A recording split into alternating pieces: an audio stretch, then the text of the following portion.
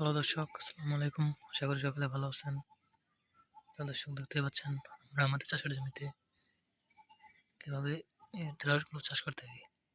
তো দর্শক আপনারা চাইলে কিন্তু আপনাদের চাষের জমিতে এই ঢেঁড়সগুলো চাষ করে কিন্তু প্রচুর টাকা লাভবান করতে পারবেন।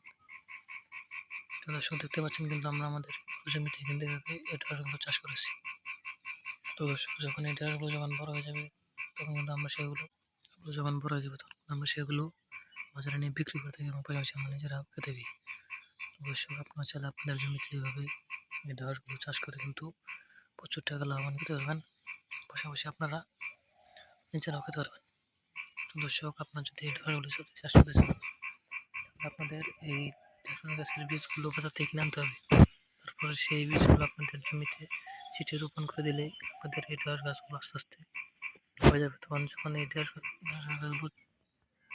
গাছগুলো যখন বড় হয়ে যাবে তখন কিন্তু আপনাদের ঢেঁড়সে কিন্তু এরকম এই ঢেঁড়সগুলো ধরবে। তখন এগুলো যখন বড় হয়ে যাবে তখন আপনারা এগুলো তুলে নিয়ে বাজারে বিক্রি করতে পারবেন এবং পাশাপাশি আপনারা নিজেরাও রান্না করে খেতে পারবেন। তো দর্শক দেখতে পাচ্ছেন আমরা আমাদের চাষের জমিতে কীভাবে এই ঢেঁড়সগুলো চাষ করে থাকি। তো দর্শক আপনারাও চাইলে আপনাদের জমিতে ঢেঁড়সগুলো চাষ করতে পারেন। তো দর্শক এই ঢেঁড়সগুলো চাষ করে কিন্তু আমরা প্রচুর পরিমাণ লাভবান হয়েছি এবং পাশাপাশি কিন্তু আমাদের কৃষকদেরও কিন্তু ভালো ধরনের লাভবান হয়েছে। তো দর্শক আপনারাও চাইলে আপনাদের জমিতে এই ঢেঁড়সগুলো এইভাবে চাষ করে কিন্তু প্রচুর টাকা লাভবান করতে পারবেন।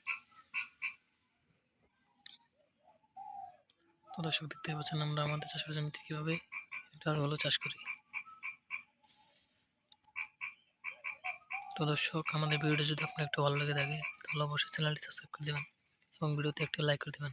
ধন্যবাদ, সবাই ভালো থাকবেন। আসসালামু আলাইকুম।